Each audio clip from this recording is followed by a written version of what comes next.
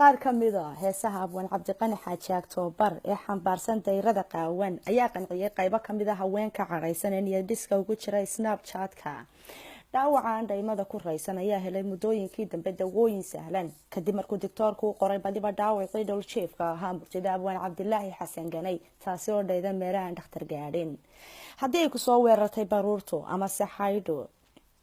raac talada doctorka isu dheelitirka lafaha iyo baruurta kuna ciyaar heesta abwaan faarax murtile ee jamjam istaag adigoo raacaya qaab socodka jamjam istaag. haddii aad caadaysatay cadho badan ama cabasho badan oo darigii hore nabcayd si aad naftaada u badbaadiso guur amase guurso amabase ma u malaynaysaaba inuu ku asiibay mid kamid a cudurada ka dilaaca qurbaha. hadday jawaabtaadu tahay haa, waxaan ku hayaa doctor aqoon sare u leh cilmi nafsiga iyo xalinta khilaafka soo kala dhexgala qofka iyo naftiisa. calaamadaha lagu garto xanuunkaasina waxaa kamid ah anaa og, anigaa fahansan, waan la socdaa, waan ka shisheeya, dadkan oo dhan baan ka horeeya. haddaad isku aragtay mid kamid a calaamadahaasi fadlan la soo xiriir doctor Mustafa Birxanuuje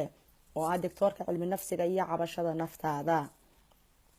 haddii si aad tahay hoobal hibana u leh luuqda ay hawli ka haysato hirgeliwaaga heesahaaga oo heestii hadda soo baxday fiyuga kaga horeysa taadii kal hore waxa hubaala inay ku heleen abwaanere qarqoora laxamiista qalooca iyo musician qobqaca. haddii si aad tahay siyaasi oo siyaasadaadu hagaasteemaysa hana qaadi weyday waxa go-ay bridgekii isku xidhaya hankaaga iyo himilada shacabka dhaqsa ugu hagaag goobta fadhi ku dirirka ee kuugu dhow kuna qoro buugaaga xusuus qorka qaybaha ka anfaca mawjadaha hadalkeen loo miidaan dayeynin ee madashaasi ka socda.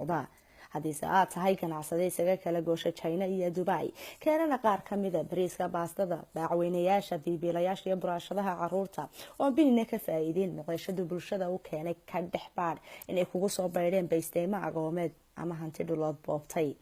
ugu dambeynna waxaa la laalay xeerarkii ay ku shaqeynaysay maxkamadda naafada caashiqa ee adduunka waxaana dib looga furay dalka Sweden halkaas oo uu ku sugan yahay abwaan Cabdirasaaq Xaamud Caydi Jeylaani oo ahaa aasaasihii